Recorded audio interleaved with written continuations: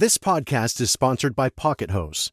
Hi, I'm Richard Karn. Homeowners, listen up. Before Pocket Hose, garden hoses were heavy, bulky, hard to carry, and always kinking. Then Pocket Hose changed all that. It's the American invention that made watering lighter, easier, and smarter. And now, the world's #1 expanding hose has gone ballistic. Turn on the water and watch it grow from a compact hose into a full-length, powerful hose. Turn off the water and it shrinks right back down, making it easy to carry and easy to store. But now it's even better. With a tough ballistic-infused outer sleeve, a pocket pivot that helps reduce kinks at the spigot, thicker washers to help resist leaks, and UV protection to fight sun damage. And for a limited time, you'll get 2 free gifts, a 360-degree pocket pivot and a thumb drive nozzle. Just go to pockethose.com/podcast. That's pockethose.com/podcast for your 2 free gifts with purchase. pockethose.com/PODCAST.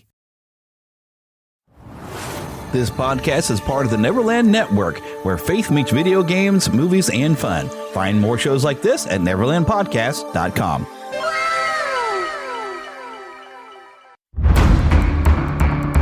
From days long ago, from uncharted regions of the universe, comes a legend. The dream that came through a million years, that lived on through all the tears. It came here, the Fandom Nexus. Fabulous secret powers were revealed to our host as he plugged in his microphone. I have a podcast!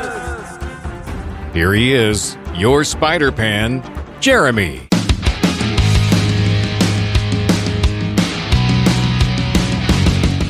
Hello, yes, we are back again, and I know my microphone sounds a little different, doesn't it? Because we are actually sitting in my living room, and I've got a lapel mic on. We're actually about to record for, you're getting tangled up in the cable there? There we go. Oh, no. But we're about to actually record that we're going to watch the 1987 Masters of the Universe. So if you're going to listen to Watching Movies with My Pastor, it's a very special kind of bonus. It's not really a bonus, but a very special episode, the 1987 Masters of the Universe, to go in coinciding with last week here in the Fandom Nexus, where we did a review of the new film. But today on the Fandom Nexus, and Philip is here, of course, with me. It's me, Pastor Gwildor. well, but that's for for a different show. This show is all about Margaret Kerry having passed away, which Philip didn't quite remember who she was. I'm like, oh, Philip. I didn't know her by name. Yeah, I met her, and I love her. She's starring on my favorite episode of Andy Griffith Show, the Christmas episode. Yeah, and she's on another where they have the same character. She was a sweetheart. She really was. And she passed away over the weekend, and so I'm dedicating this episode to her, and I figure, well, what a better way to do it than sharing the time that I've interviewed her. Also, she had a panel, which I don't believe I've ever released the audio of the panel when I was looking for it, but I did have the video of it up on YouTube. But I'm going to release the audio to you of a panel she had at the Kansas City Comic-Con years and years ago, the same year that I first met her and got to interview her early that Sunday morning. I got to interview her, and then after the panel, she actually saw me behind walking back out there, and she said, well, Jeremy, so you remembered me. What a sweetie. The thing is though, she had a thing she told me about when I was getting my book signed. It was a few years later, and I'm sure she meets a lot of people.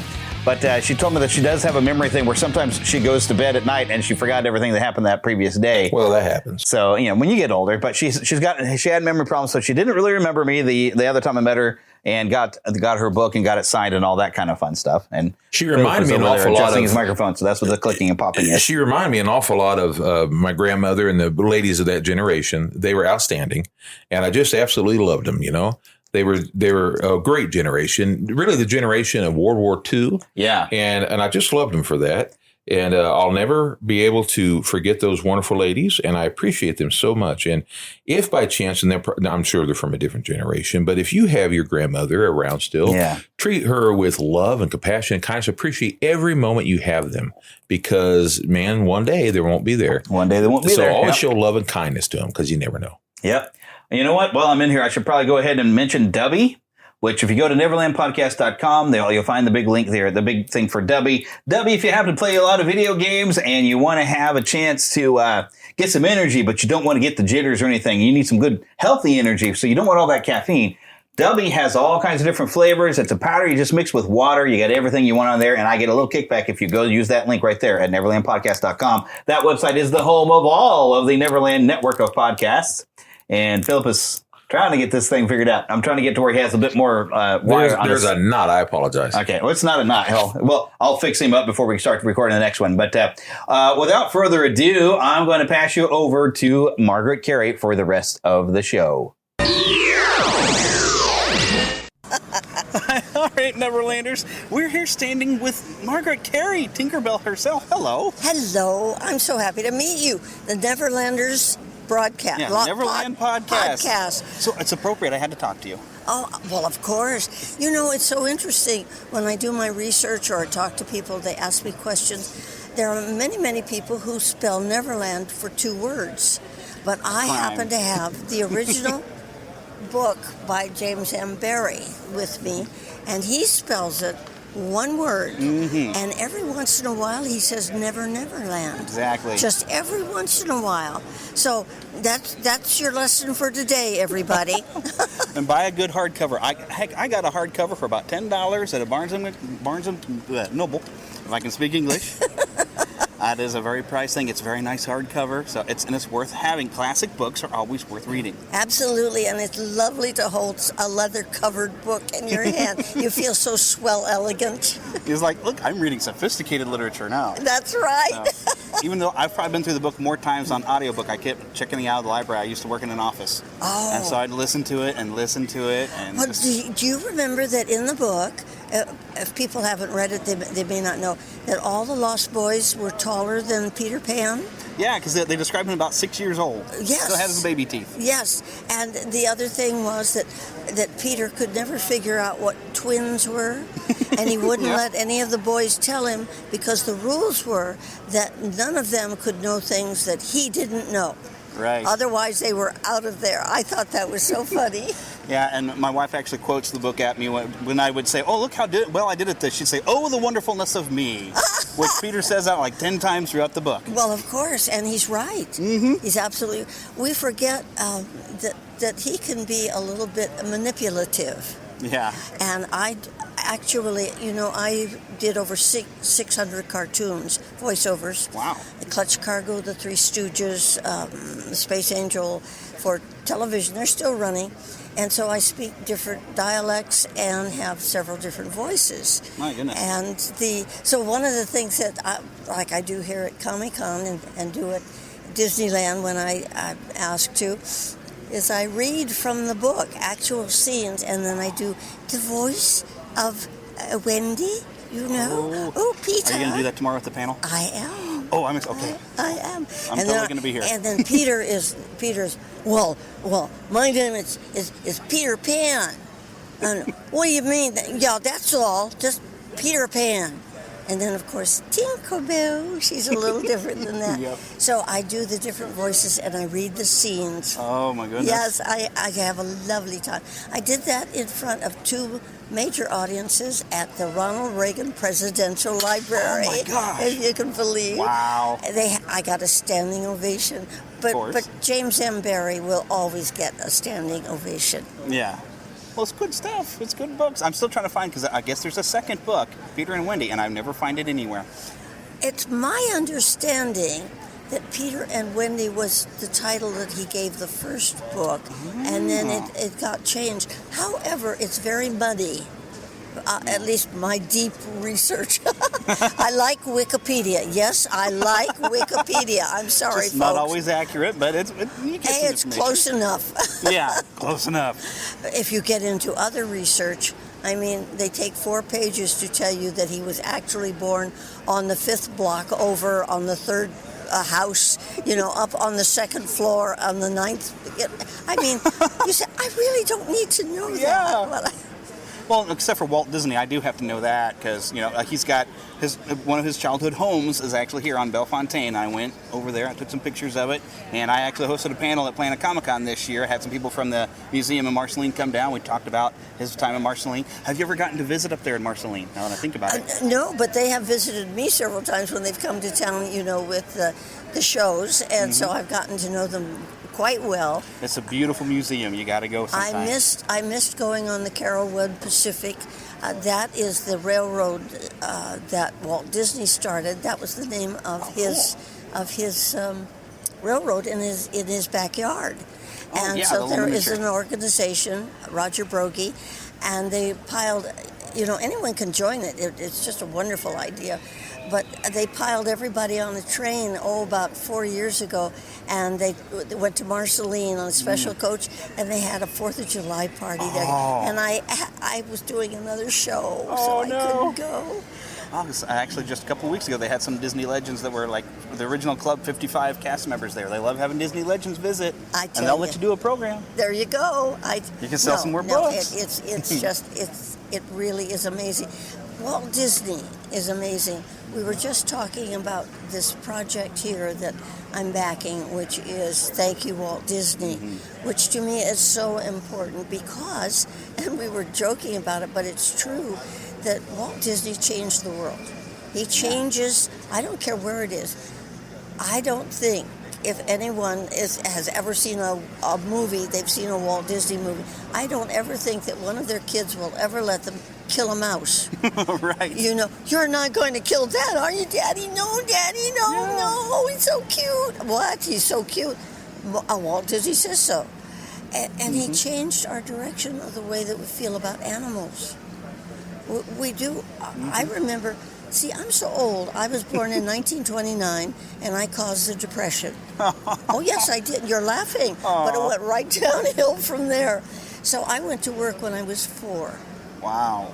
But my parents were old enough to be my grandparents. So I have a tremendous history behind me of how they lived their lives with me in their life. They were 53 years old when they adopted me. Wow. Adoption was a big thing in the Depression time. Yeah. So, but I know how they looked at animals, and I know how they looked at children. And for example, putting me to work when I was 4 was nothing. That's what kids did. Yeah. My dad told me, I found my family after 50 years, by the way. Wow, cool. Yes, it's a pixie dust life, I will tell you. But my dad told me when he was 7, he got the job of currying the horses next door for the neighbors. Wow. And he got 50 cents a month for doing that. And then he sold newspapers before he went to school. Always could put money on the table on Friday night for his family. He said, all the kids, we didn't think anything about it. Nowadays is, you did what? That poor child. I have to drive them to school strapped in and, kind of thing. I'm not saying that's wrong. I'm just saying it's very different. Yeah. So animals were not that big thing. I mean, animals were animals. But Walt Disney has given us heart for them.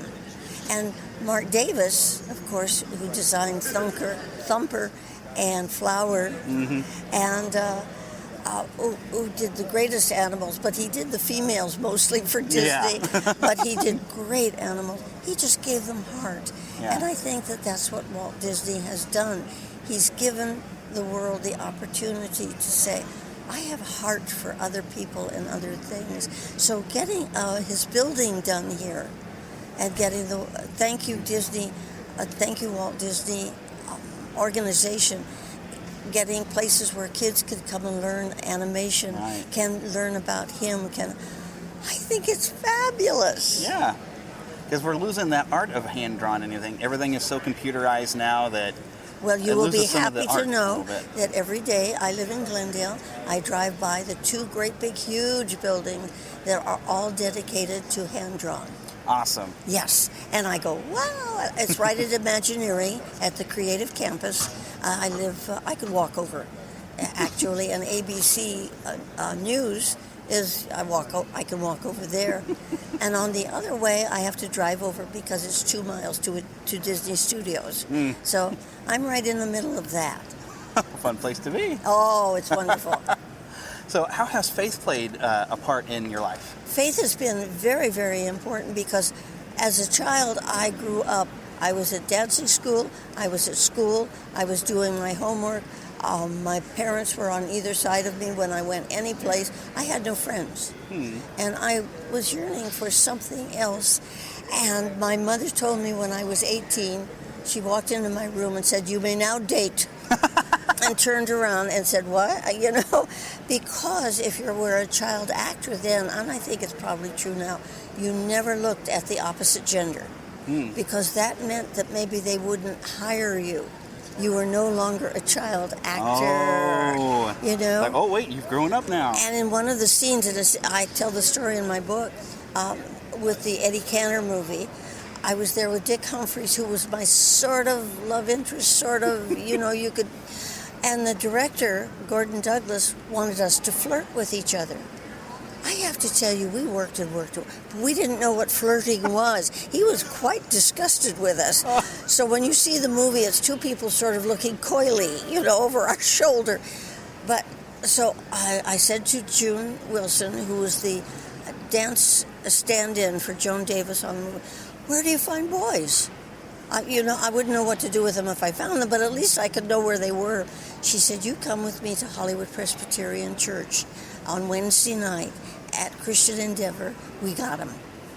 And so I dressed up like a beautiful movie star. I read my movie magazines. I knew how you could do that. And I went over, and sure enough, there were about 200 young people there. And there were boys there. That was good. And then this wonderful woman who is very famous in Christian history, Henrietta Mears, came out and talked about arguing with God. And I thought, I got to know that. I got to know that. And I discipled under her and became a Christian 1949 on St. Patrick's Day. Wow. Yes. Found out later when I found my family, I'm Irish and Scottish, so it worked. So it's always been very important to me, and things like talking to a friend last night here in Kansas City about animation and his love of animation, and I'm desperately trying to think of the man's name who Fritz the Cat. What is the name of the animator producer who changed the direction of animation so it could be R-rated? Yeah, I remember hearing about that. I've never seen it. I knew him. He was my neighbor around the corner. I was never so sad and disgusted in my life. Why would he do that to animation? And of course now we have those questionable animated shows on television that I heard one or two of the directors actually say, I can't let my children watch my animated cartoons with me. Yeah. And you think, what kind? So you can understand. I love the happy ending. Yes. I love the virtuous people that Disney puts in his movies. I love the way he deals with animals that seem to love each other. So that's faith-based. Exactly. So a lot of his character came from he didn't always go to church, but he had that moral background. A lot of us don't either. But it's it's our guide. It Right. is absolutely our guide. And as they say in Peter Pan, faith, trust, and pixie dust. And faith is always the first word in that. Absolutely, and I use it quite a bit. And back to the Ronald Reagan library where I gave the two speeches. One of the things that I got a standing ovation for at the very end, you see. And I don't know whether people know, but Ronald Reagan had a saying, which they have on slogans and so on for him. Maybe you'll catch it. So I said, everybody remember, it's faith and trust, but verify. And pixie dust. Right. And actually, you have to verify at the same time. But you look for that. You look for that. And that's the yearning that I think people love Tinkerbell, because she's always looking for that. She's always going around the corner. The first time we find her, well, you've read the book. Yeah. And the first time we find her in a jug. She liked it very much. She'd never seen a jug before. Yeah. She could hardly wait. And that's me. What's around the corner? Curiosity. And I think people and the expectancy that it's going to be wonderful, not what we are sort of getting. I'm not getting political or anything. I don't mean that. But for years and years and years, I love the California Angels. They're my team back at baseball team. And if they won a team, my newspaper would say, Angels squeak through. They can't say that the Los Angeles Angels or the California won the game. No, they squeak through. Yeah, it sounds more dramatic. But it's also negative. All these negative, and don't anybody let that happen to you, because it's so easy in this day and age. If you're reading a newspaper or any of those things, it's all negative. Yeah. But anyway, Tinkerbell is not. Right. Tinkerbell is look out world, here I come. Look Right. out Neverland, here I come. Yep, and that's what with my show, what we call pixie dust. We say our phrase is to keep a pixie in your pocket, and we talk about having that young at heart, good attitude, and pixie dust is sharing that good attitude with other people. Oh, that gives me tinglies. But that's to us, that's pixie dust, is because our attitude, if we keep the right attitude, it's infectious. If you go up and you smile and you shake somebody's hand, oh my! It spreads. Every once in a while. But you don't know that person who didn't accept your smile might not walk away and think about it. Right. You just never know. You know, it's interesting. I don't know. I don't remember every single opening of the Walt Disney shows. They were all named different things, but he was there. And he called it fairy dust. Right. So I have always said when he had fairy dust in his pocket, I had pixie dust and I brought it into the room. So those are really two different things. And I figured fairy dust, yes, that's Walt Disney. Fairy dust. The rest of us, we have our pixies. Right. So. Golly, I think we've covered about everything except for, you got to meet Walt Disney there on the set of Tinkerbell. I did so several talk a little about that. Several times. He was charming. He didn't really know my name. He knew, Margaret, but that was it. One time I had told Jerry Geronimi, one of the directors who was always on the set with Mark Davis. Mark Davis, by the way, was an absolute genius, gentleman, fabulous man. I mean, he was just one of those that you would want as a friend. That's not putting down Jerry Geronimi. He was a feisty little Italian. But anyway, I had mentioned that I had gone to school with Sharon and Diane at Monticello School for Girls. Wow. It was brief. I think it was about 1 year or something. And he evidently mentioned it to Walt Disney. And as we're standing there, Walt Disney looked at us. I said, I understand you went to school with my daughters. You know, that wonderful Midwestern twang that he had. And I wish I could say I was brilliant. I wish I could say I said something. I said, yes, they were in different grades than I was. And to this day I'm thinking, wow, that was brilliant. But anyway, and then it sort of stopped the conversation, and he stepped back and came back and said, I think they must have liked you. And I thought, isn't that neat? Yeah. And he came over several times, actually, to see Mark Davis and the cameraman and the crew. And I just happened to be there, so I was invited to be in on it. But it was a thrill. And in my book, in that chapter, I put his name in capital letters. Walt Disney, because I said that's the way I felt about it. Then he was also the head of the studio. You see, I had worked at every major studio for all the years before I worked at Disney's. And the head of the studio, he was God. You never saw him, or if you did, everybody stepped out of the way to allow him to pass, that kind of thing. As a matter of fact, I was working at Fox when I got the call to see about interviewing with Mark Davis over at Disney. And Georgie Jessel had come on the set. He was he was running Fox at the time.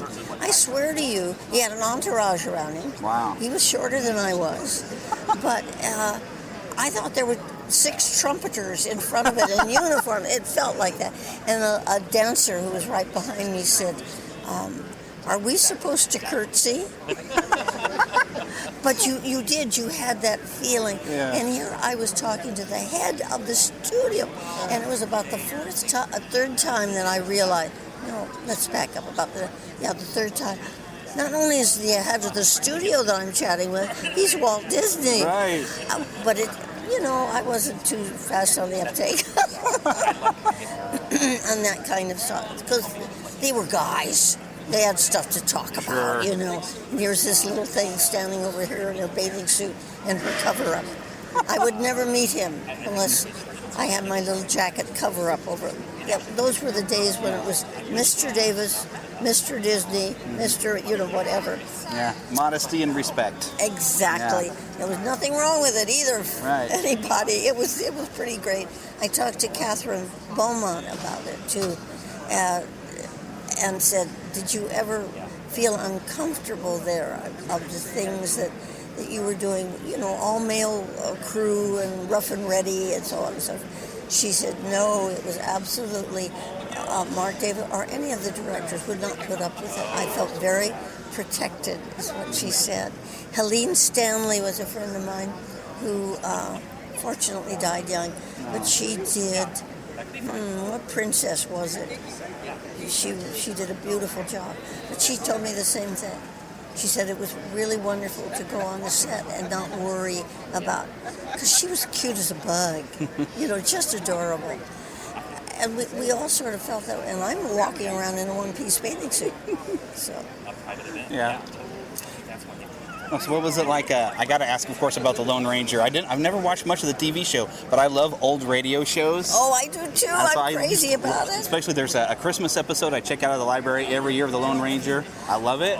And you got to be on the show. I did. I got a call to go over, and I thought, well, I know how to be a female on a Western. Get in the way of the guns and say something stupid, and wear a dress that shows off your whole anatomy that had nothing to do with the Old West. Yeah. Well, it wasn't like that at all. I got to play Jane Carter. And, of course, I had lied to the casting people that I could ride. I mean, we all did. So they just had me dismount, which was smart of them. And I was a tough little cookie, daughter of an injured rancher. And that was, so I got to do a lot. But the biggest thing was, I'm the one who got to say, no, Dad, he's the Lone Ranger at the end, the height of my career. There you go. Well, thank you so much for taking some time with us. I've been told we need to wrap up, but this has been wonderful. It's great to have finally met you after all this time. And the truth is, the name of my book, which is Tinkerbell Talks, I certainly do. Well, that's great, because you got so many stories. I know, and I'm basically a storyteller. Being Scots-Irish, you can't stop me. Right. Thank you for asking, and you have a pixie dust today, will you? You too. And where can people find the book? It will be out in the first part of next month, which is, September? Yeah, next month. September, on Amazon. Or on my website. Go on my website anyway. You'll see me in pretty pictures, and I'll be on the sound stage and all kinds of fun stuff. And it's called TinkerbellTalks.com. Awesome. Thank you so much. You're welcome so much. He-Man and the Masters of the Universe will be back right after these messages. This podcast is sponsored by Pocket Hose. Hi, I'm Richard Karn. Homeowners, listen up. Before Pocket Hose, garden hoses were heavy, bulky, hard to carry, and always kinking. Then Pocket Hose changed all that. It's the American invention that made watering lighter, easier, and smarter. And now, the world's #1 expanding hose has gone ballistic. Turn on the water and watch it grow from a compact hose into a full-length, powerful hose. Turn off the water and it shrinks right back down, making it easy to carry and easy to store. But now it's even better. With a tough ballistic-infused outer sleeve, a pocket pivot that helps reduce kinks at the spigot, thicker washers to help resist leaks, and UV protection to fight sun damage. And for a limited time, you'll get 2 free gifts, a 360-degree pocket pivot and a thumb drive nozzle. Just go to PocketHose.com/podcast. That's PocketHose.com/podcast for your 2 free gifts with purchase. PocketHose.com/PODCAST. Are you a fan of Adventures in Odyssey, Lamplighter Theater, or Jonathan Park? Want to join other fans for discussions or behind-the-scenes info about these shows? Or maybe you're looking for more great audio drama to listen to with your family. Do you enjoy hearing exclusive interviews with the cast and crew of your favorite shows? Then Audio Theater Central is the podcast for you. I'm JD Sutter. Since 2010, Audio Theater Central has been exploring the family-friendly audio drama world through news, reviews, and interviews. Join me and a rotating cast of co-hosts each month for another episode featuring the latest updates, in-depth reviews of new releases, and conversations with the actors, writers, directors, sound designers, and composers who create your favorite audio dramas. And maybe we'll introduce you to some great shows you've never heard of before. Find us at audiotheatercentral.com or in your favorite podcast app. That's audiotheatercentral.com. To He-Man and the Masters of the Universe. I thought of all the things that I could say to come up here and introduce Margaret Kerry to you. And There are so many things that you can say about her, and there's no way that I can tell all of the things that she has done and all the people she's worked with and all the people she knows and has known.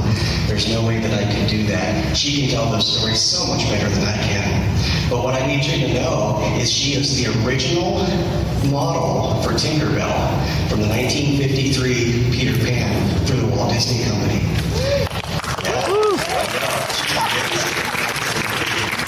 And she'll tell you more about it, but the way that she did it, the animators literally drew her doing different poses so that they could draw Tinkerbell in that movie. And they've used her ever since. She's an iconic character. Tinkerbell will never go away. And you are about to get to meet the very person that Tinkerbell is.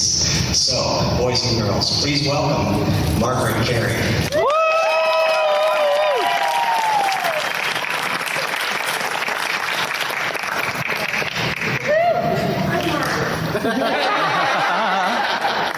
Thank you so much.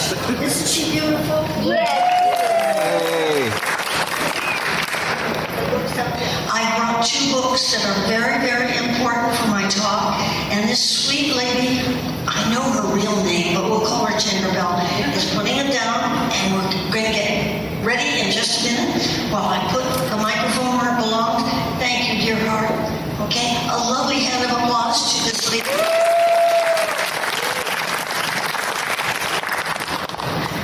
Yes, I am the original reference model for Tinkerbell. And you should see the surprised look on people's faces when I say that to them. They wait for little men in white coats to come and take me away. Well, it's a strange thing to know about. A reference model. What in the world, until 1953, when Peter Pan, the movie Peter Pan came out, Disney never even told anybody they had reference models. They were going to be just so cool about it. But with our picture, they decided to let people know. And they called me and they said, we want you to go over to Orlando and get on the Disney Magic and tell everybody about Tinkerbell. And they were sweet enough to do a short DVD for me. And we'd like to run that for you today, which will show me doing Tinkerbell, show me doing a wild dance that I did for RKO. I've been a dancer all my life, and show you what I started to work when I was 4 years old, and then show me contemplating these pictures. And the reason I'm contemplating the pictures is they want to sell them. Okay. So if we could have the DVD, and then you will figure out what a reference model. I started to work when I was 4. I have been working ever since, having a lovely pixie dusted life, I will tell you. Worked with Eddie Cantor, and now you will see how magnificent I am with the Three Stooges. I worked with them for 139 episodes for television, and there I am tap dancing, and you won't believe the ending of this tap dance. I don't believe it myself. I cringe when I watch it. And you will get a little bit of, this was in a movie called If You Knew Susie, and I played Dick Humphreys, and my dad was Eddie Cantor, who changed my name to Margaret Kerry. We did that a lot in those days, and they got me to dance on a tabletop. They couldn't do that today. I would say, no, don't think so. Watch this now. Big ending. Whoa. See what I mean? So, I'm one of the top dancers in Concord, and this is where I'm looking pensively at all the beautiful artwork that they did sell on board the ship. Have any of you been on a cruise? I can't see you two. Yes, it's quite wonderful, isn't it? So, what I'm going to do is talk a little bit about, everybody asked me, how did you get the job? So I thought I would tell you that story, and then I would tell you what happened as we were going along, and we would just move along with all that. And then I'm going to talk about a couple of other things, and then at the very end, there will be a question and answer, and then something very special for you. See, I'm not pensive. I'm acting there, I think.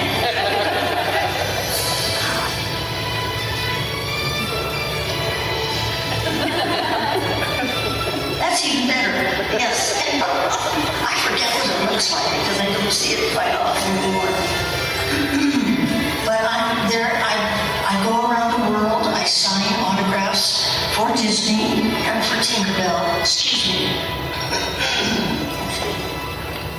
And she is the top icon in sales for characters for Disney. Still is, even though the wonderful Elsa and Anna came along and all the rest. It's still Tinkerbell that is the icon for Disney. She is actually recognized in Outer Mongolia.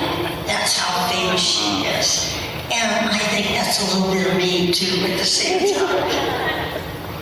Did we do it? We finished it. Yeah. Yes. Okay, so I'm going to suggest that the next question that you would ask me would be, how did you get the job? Well, I started in show business, as I said, when I was 4 years old, and I could make $8.50 a day during the Depression, being a child actor. I loved television. I moved into television when it was experimental.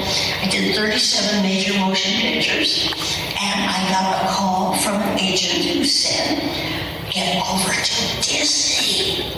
They're auditioning for a 3.5-inch sprite who didn't talk. Disney. Now, you don't understand that, but if you had worked in the business that I had, and you worked at Warner Brothers, Columbia, Fox, all these different places, it was Disney that everybody wanted to work at. And when I wrote my book, which I'll show you in just a minute, I wrote Disney in capital letters because that's how exciting it was.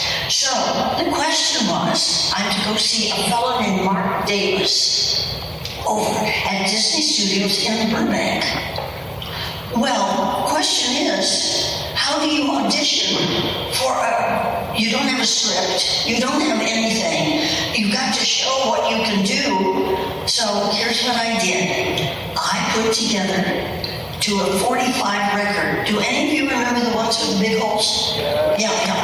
And it was an instrumental of a 9-year-old boy fixing breakfast, and I'm going to show you a bit of the piece because when I went to Mark Davis's office, he plugged in the player, and this is what I showed him.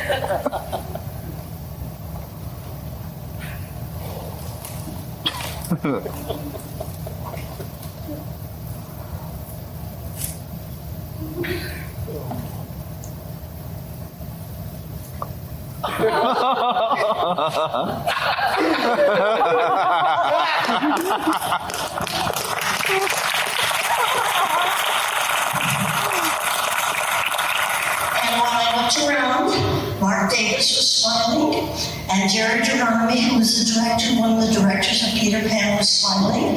And I thought, wow, I think I got to have a good chance. Now let me tell you who Mark Davis was. Mark Davis, some of you have been to Disneyland, yes? Some of you have been on the Pirates of the Caribbean, yes? He designed that. He designed the Haunted Mansion. He designed the Cruella de Vil. He designed Flower and Thumper for Little Bambi. He was one of the great animators. I didn't know who he was, but I got to work with him. And of course, he designed Tinkerbell. And I stepped in front of the camera the first time that I worked for it on the sound stage, and he said, Mr. Davis, Yes, that was the time. I am carbon dating myself because that's what people call Mr. and Ms. You did not call them by their first name. Mr. Davis, what would you like? Would you like me to be ditzy like Betty Boo? Would you like to have me above it all, like the Queen of the Angels? He said, Margaret, we want her to be you. And I thought, golly, I think I can do that. So that's what that moment, Tinkerbell and I became one, alter egos, so to speak. And let me show you the first scene. In fact, you saw it up on the screen just a minute ago. He wanted me to step on a mirror, look at myself, and treat myself and be happy until I saw my hips. I'm going to do that for you. But what the difference is, when you watch it the next time that you see the film, I played her differently than they're talking about her now. I played her as if she had never seen a mirror before. And she was not saying, aren't I gorgeous? She was saying, oh, is that what I look like? Because why would they have a mirror in their head? So this is the way that I did it for them.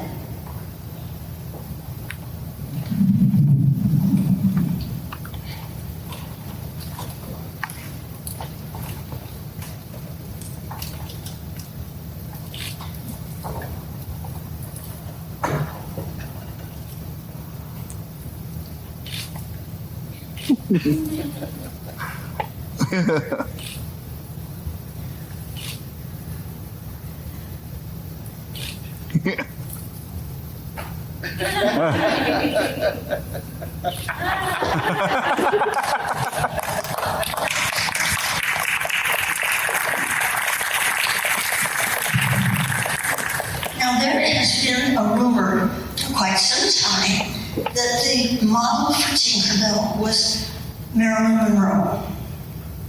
I worked with Marilyn Monroe. I thought she was absolutely adorable.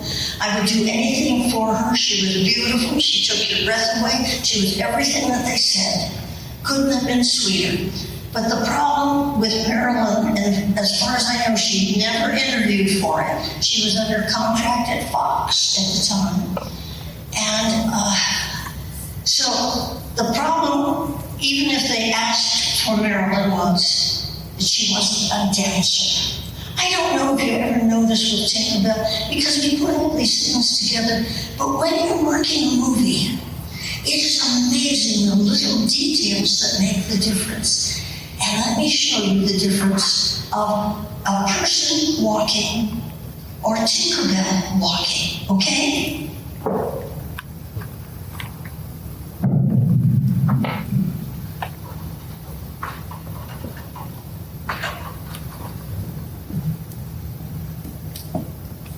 Right? Mm-hmm.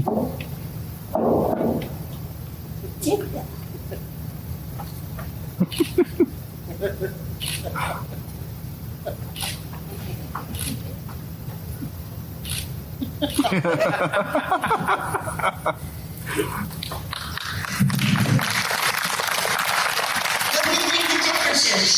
That was the dancer's walk.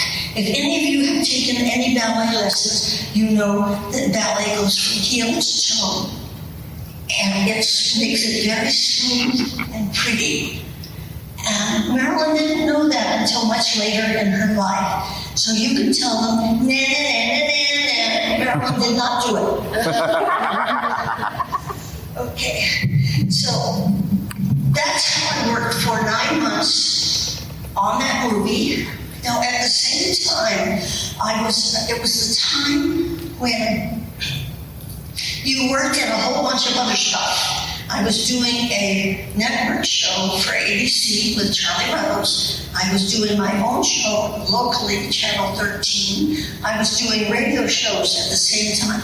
And would you believe, when I got a call from Mark Davis, he would say, wouldn't you love this each time? Would it be convenient for you to come to work next Tuesday? I had never been asked before in my life whether it be convenient. It would be there, you know. And they would wash my hair and set it. and I would turn it with a top knot, and they decided that I would wear the bathing suit.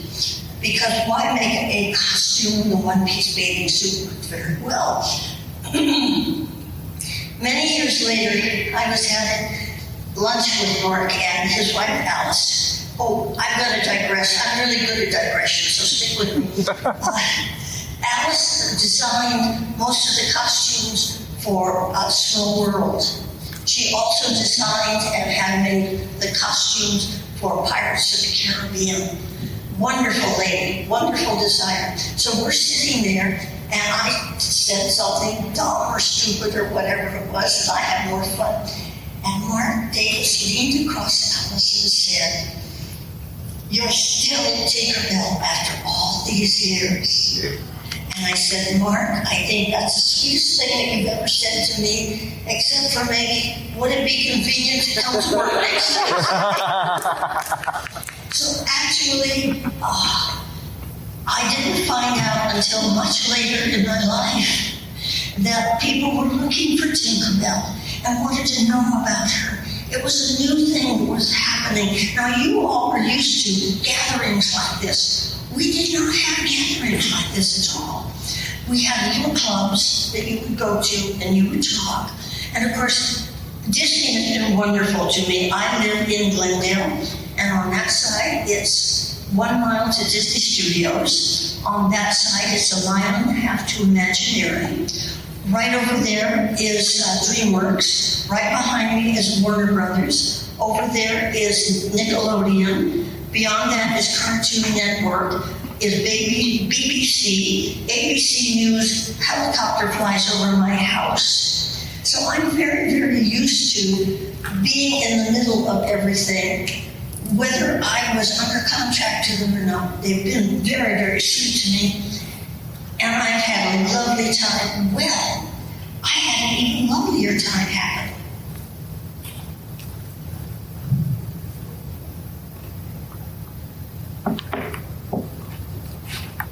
Anybody betting? There's one.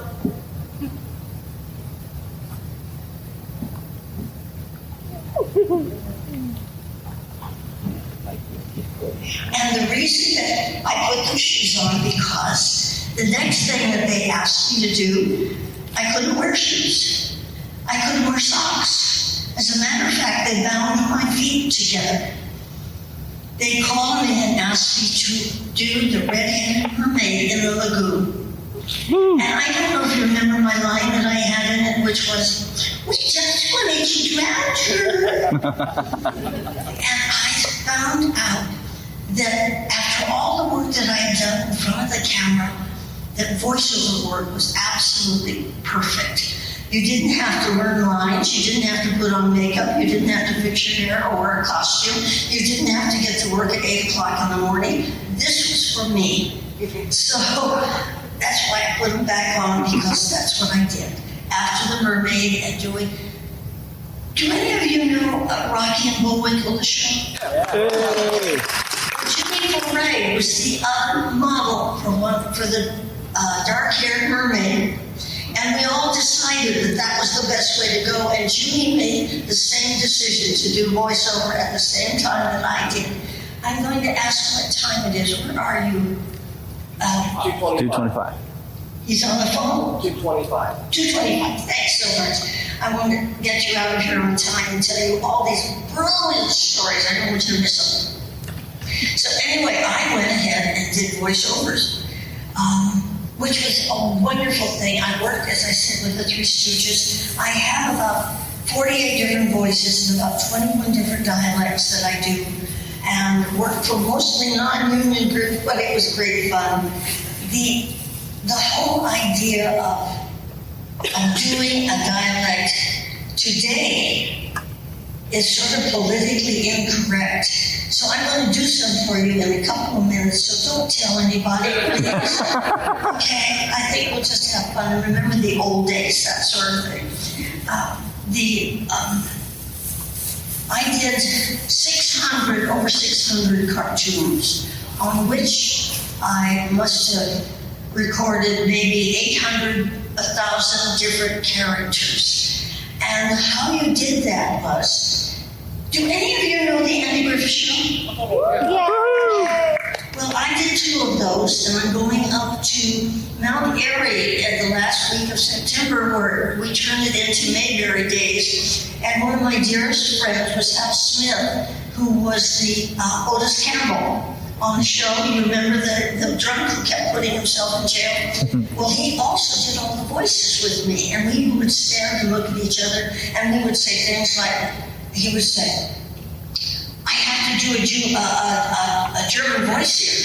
And he says, I really don't remember how to do a German accent. He says, step over with me and I will show you how to do a German accent.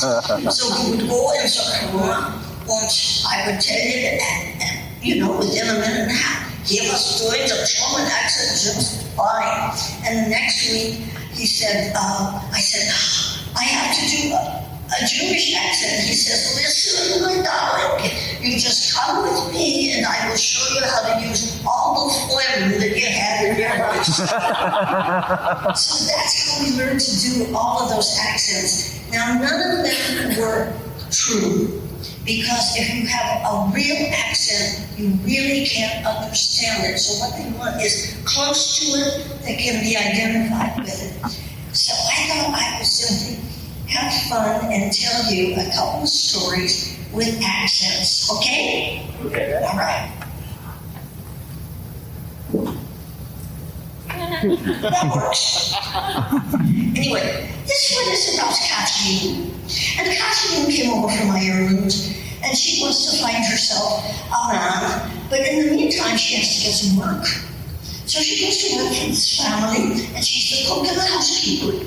And she's doing very well. And one day, the lady of the house comes down and she says, oh, Kathleen, you just do such beautiful work. And I just love your apple pie last night. My husband and I didn't even want to cut into the beautiful apple pie that you did. Did you like it now, Mrs.? Oh, we thought we were going to take a picture of it. How did you do that, Kathleen? All the little crimps around the edge that were so perfect. You like that, did you? Oh, how did you get it done? They were absolutely perfect. I did it with my teeth. And another time, Kathleen she's getting pretty frantic, so they tell her to find a man. She's got to get dolled up and get some perfume. Oh, men love perfume. She says, where do you find it? You find it at the department store. So she gets all dolled up and she goes to the department store, and there's a lady standing behind the counter, and she says, I beg your pardon. She says, yes, what is it, please?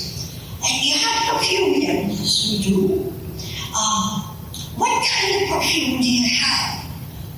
Well, we have intimacy, subduction, obsession. Wait a minute, don't you have anything for a beginner? Here's one of my favorites, it's the last one, but I adore this one. There were 2 twins sitting on the curb in London, and this is dropping down just a little bit. I probably have munched them. And these 2 twits are sitting on the curb and they're arguing. And one is saying, you see that mole up in the sky there?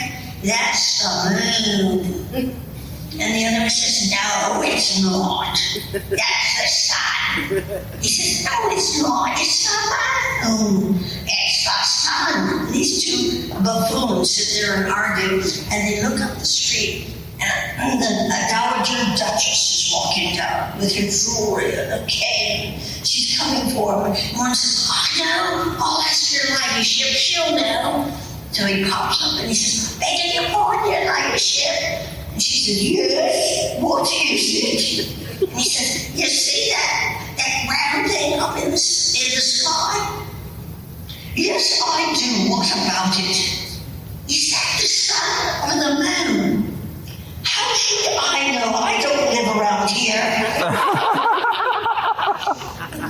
Those are the kind of stories when it was gentle and kind and people really, really enjoyed it. We would go on tours doing dialect story because they hadn't heard the dialect for so long.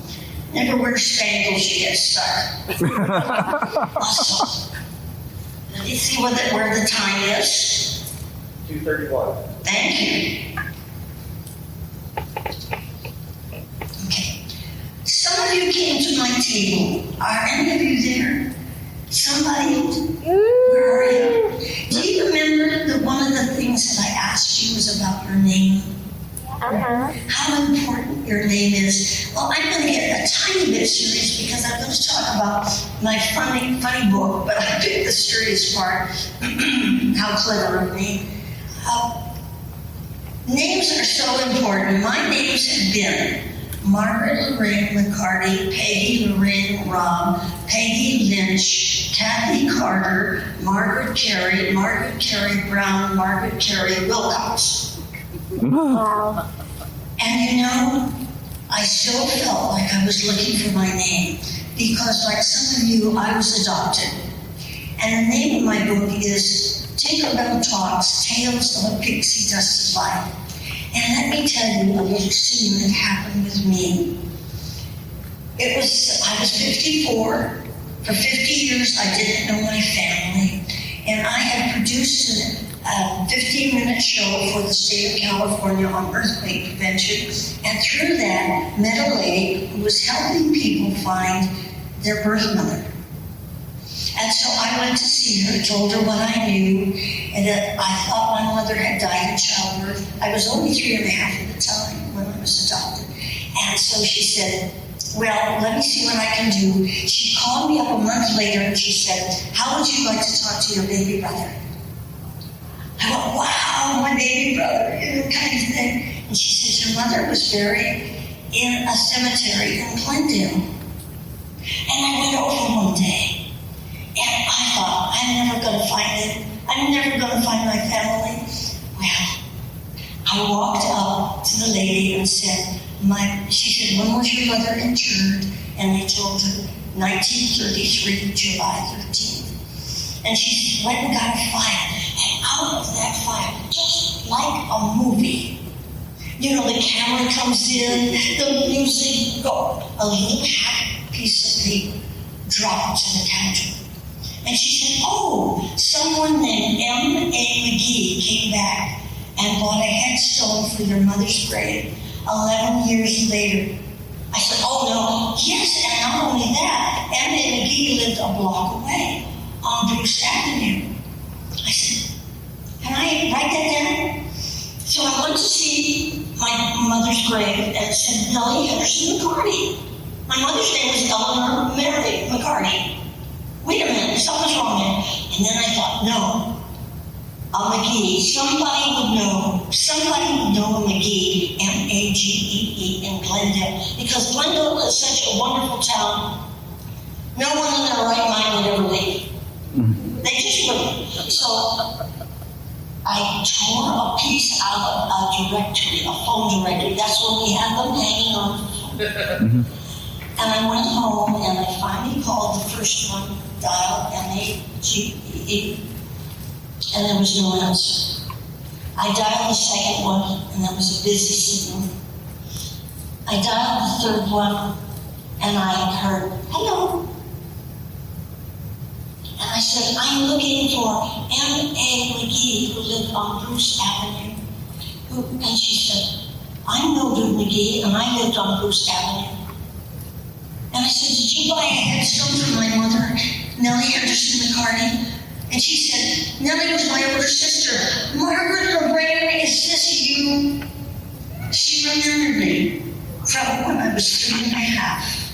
And I said to her, would you be adverse to meeting with me? She said, you get yourself right over here. And I found my whole family. So names are so important to me. And I want to tell you how important. Find out while you can, how you got that name, who you were named after. You never know when you're going to use it. I know that it's a lovely story, and it happened because I had a pixie dust life. I really, really do. And so I want to let you know that's in my book.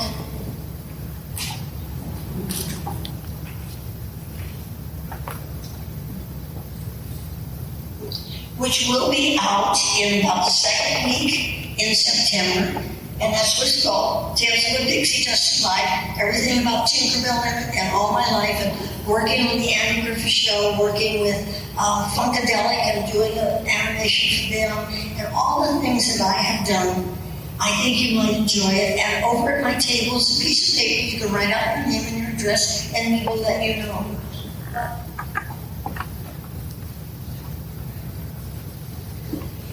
So like Tinkerbell, sad things turn to wonderful things. And I think that's what we remember about her and love about her. And now I'm going to ask if we could do some Q&A. Anybody have any questions? I think there's a microphone someplace there. And Todd, would you be so kind as to stand with the person? Because I'm 87 years old, folks, and I don't hear that well. Don't tell anybody. That's our secret, okay? Okay, so my question was, do you think that Tinkerbell would ever warm up to Wendy, or do you think she would always have that, like, jealousy over Wendy stealing all the attention from Peter? I got Wendy's name in there. Try again. Do you think that Tinkerbell would ever warm up to Wendy, or do you think she'd always just be really jealous? I think that most people, I think I'm answering the question. After reading her and understanding what was going on, people misunderstand that Tinkerbell was not in love with Peter Pan. He was her hero who would take on her own adventures. And when they ran smack dab into Wendy, that big ugly girl might be taking her place. She had to go. So I sort of say that Tinkerbell is Peter's groupie. Which really makes sense of what she's doing because, as we know, James M. Barrie said that she was so tiny that she was either very good or very bad. And in this case, she was very bad. Thank you for the question. Hello. I was wondering, when you first visited Disneyland, what was your impression? What was your first reaction to it? Well, interestingly enough, I did not get to the opening of Disneyland because I was expecting my second child. My husband had been, who was in television, was the associate director on the opening kind of thing. But my first impression, everybody called me and said, do you realize that Tinkerbell is every place? It's on the napkins, on the tickets, on everything, on the banners and so on. I said, well, what about Mickey Mouse? And they, no, not here, it's Tinkerbell. So when I went to see it, of course, I was just dumbstruck. I mean, no one had ever seen anything like this before. But I have to say, wow, I'm the hostess here. That's when we were using host and hostess, not cast member. That was way back when. So, yes, I just was dumbstruck, and I had to go back the third time to really understand what was happening and how it was happening and how remarkable it was. Thank you. And thank you for Peter Pan is my favorite childhood movie. Thank you for being such a big part of my childhood. Oh. What was your favorite part about playing Tinkerbell? Okay, I need that repeated. She's asking your favorite part of being Tinkerbell. Being here on this stage right now. I'm the happiest people in the world. They think I'm the happiest person in the world, and I am. Because Jake and I are really alter egos. I can hardly wait to find out what's around the corner. I pick up a book. I want to know, oh, that's something else that I haven't gotten around to. And this is the joy of her, and knowing that she's given this pleasure to everybody. She really, really is. She's amazing. And so much of it was Mark Davis, one of the Nile men of Disney, one of the great artists and animators of all time, and I got to work with him. He's doing fantastic. What other roles did you play? Like, did you do any other roles for any other cartoons and stuff?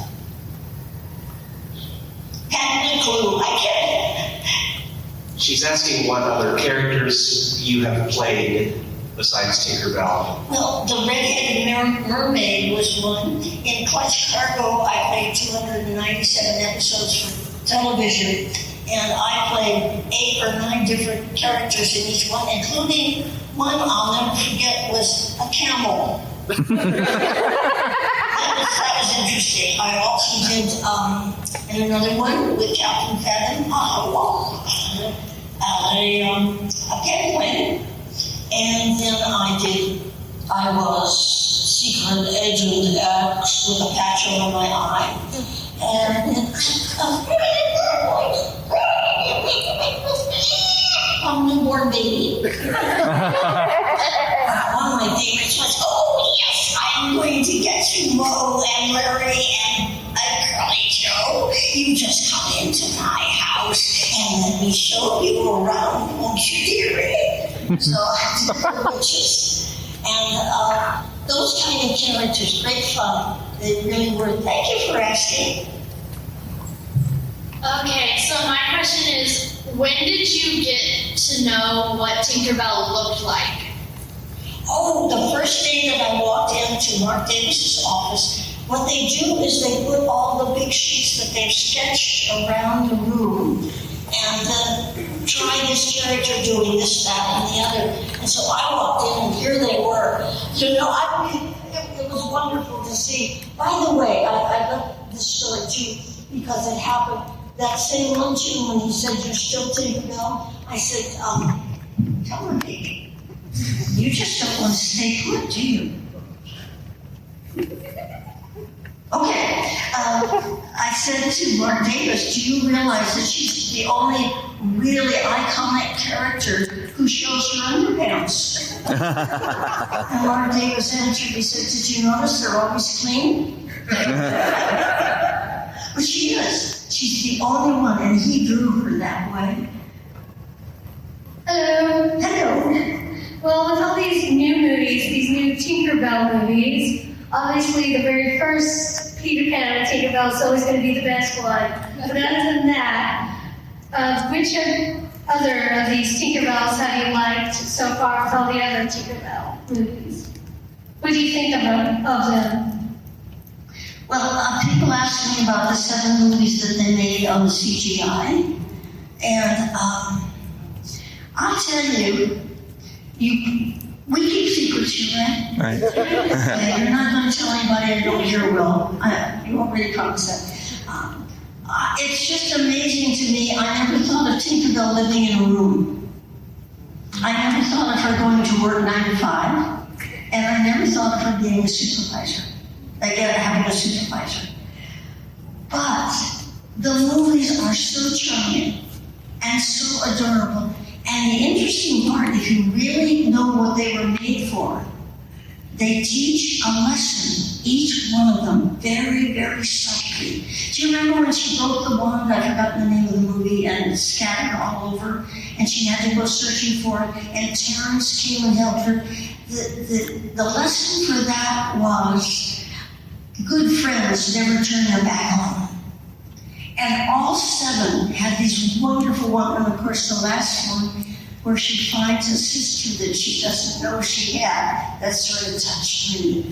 So, you know, I give them a lot of slack. They really couldn't stay to the same thing. It was, but I do like Peter Pan and Return to Neverland. Shh, don't tell anybody. Thank you. Okay. How challenging was it to do the physical humor in the Three Stooges movies? Oh dear, I have never understood that it was humorous.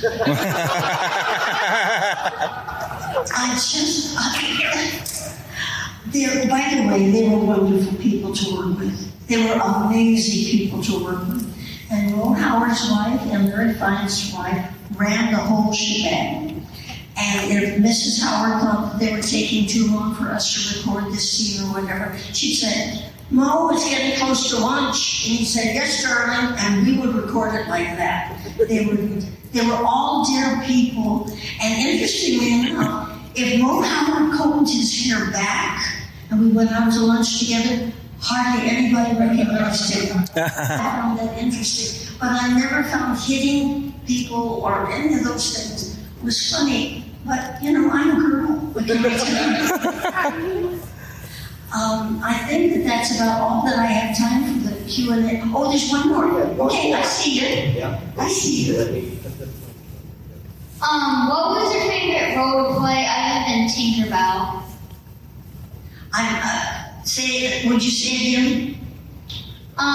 What was your favorite role to play other than Tinkerbell? Other than Tinkerbell?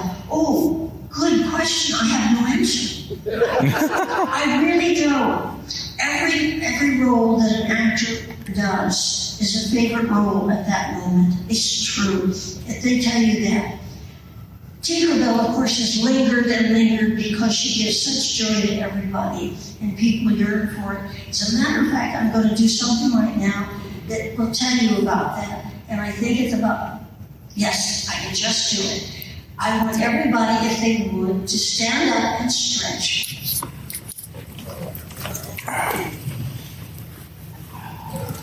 And then pretend they are in their johnnies. Turn around once. And sit down, and I'm going to read a story. Oh yeah, I'm turning around once. This would be some interesting video. And bring back the time when people read to you. And it goes this way. This is the Darlings nursery at the very beginning of the story. And you know the Darlings, they have 3 children, Wendy, Michael, and John. And this is when Peter Pan first comes. It says, and there was another light in the room, 1,000 times brighter than the night light. And the time we have taken to say this, it has been in every drawer in the nursery, looking for Peter Pan's shadow, rummaging through the wardrobe, turning every pocket inside out. Oh, it was not really a night light. It made a light by flashing about so quickly that when it came to rest on the second, you saw it was a fairy. No longer than your hand, but still growing. It was a girl called Tinkerbell, exquisitely gowned in a skeleton leaf, cut low and square, through which her figure could be seen to best advantage. A moment after that, the fairy's entrance, the window was blown open by the breathing of those stars, and Peter Pan dropped in. Tink, where are you? She was in a jar for a moment, and like to get extremely, she'd never been in a jar before. Oh, do come out of that jar and tell me, did you find my shadow? The loveliest tinkle as a golden bell answered him. It was a fairy language. Oh, you ordinary children, you can never hear it, but if you were to hear it, you would know that you had. Tink said that the shadow was in the big box. She meant, of course, the chest of drawers, and Peter jumped at it. Now he caught the shadow, and if he had thought at all. But I don't think he ever did think, but he thought that if he caught the shadow and it came close to him, why, they would be attached. But they didn't. He was appalled. He tried so to put them all, and it didn't help. He sat down and he cried. His sobs woke Wendy, and she sat up in bed.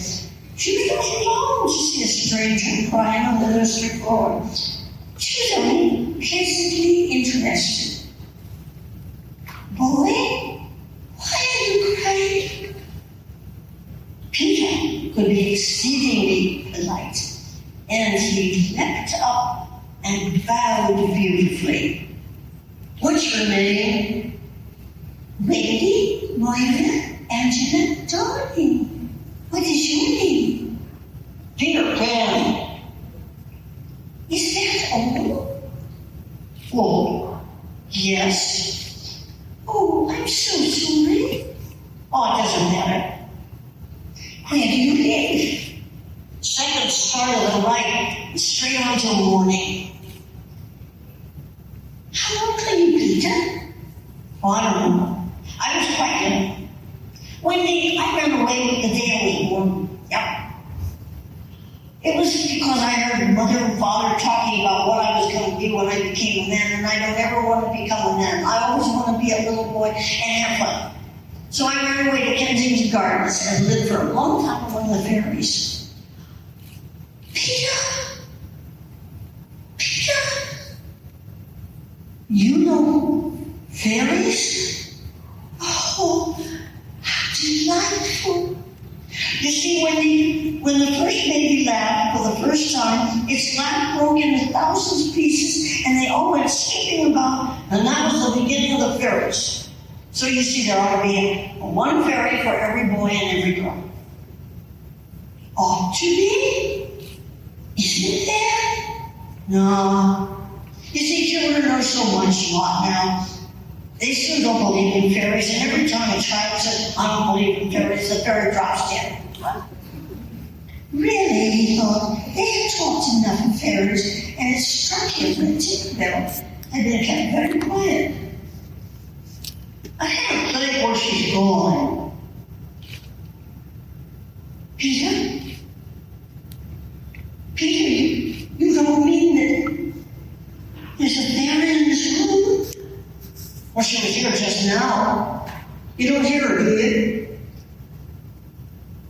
Yeah, other sound I hear is like a tinkle of bells. Well, that's it, that's Tink. That's the fairy language. Oh, I think I hear her too. I do believe I shut her in the door. He let poor Tinka out of the drawer, and she flew about the nursery screaming with fury. Oh, you shouldn't say such things, Tink. Of course I'm sorry. Well, I know you were in the drawer. Oh, Peter, if she would only stand still and let me see them. Oh, they hardly ever stand still. But for one moment, when he saw the romantic figure come to rest on the cuckoo clock. Oh, Peter, the lovely. Jake, this lady says she wishes you were her fairy. What does she say, Peter? Well, she's not very polite. She says you're a big, ugly girl and that she's my fairy. You know you can't be my fairy, too, because I'm a gentleman and you are a lady. To which Tinkerbell says as she exits the room, oh, you sting nitwit.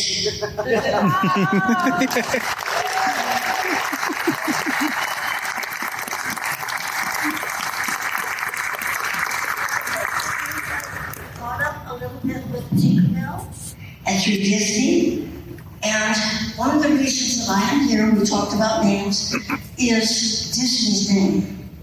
Now, I told you I live right around Disney. All the people around there we take it for granted.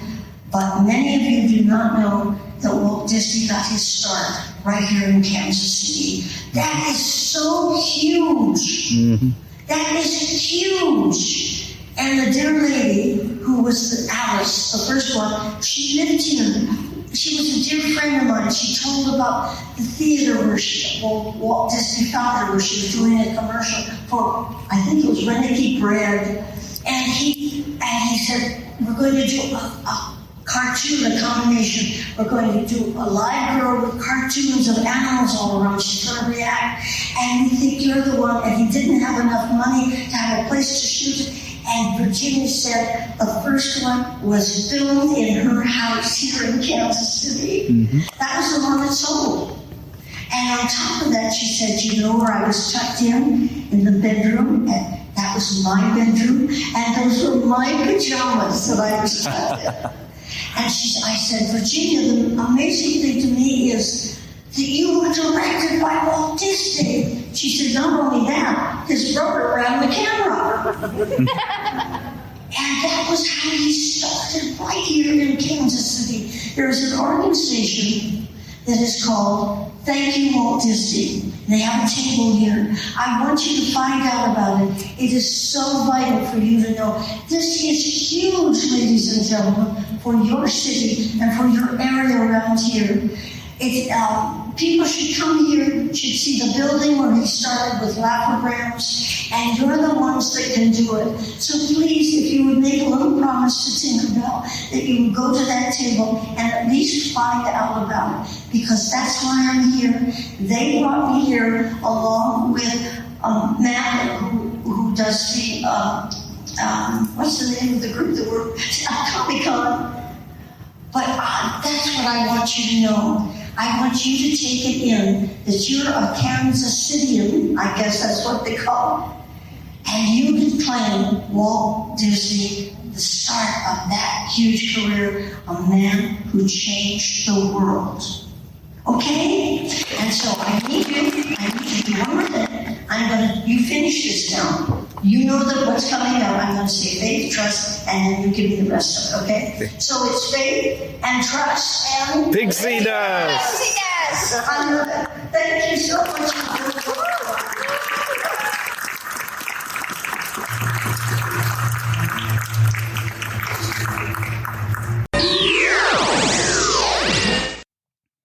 Alrighty, as we wrap things up today, I do want to remind you, of course, to visit neverlandpodcast.com. There you'll find links for Podgagement.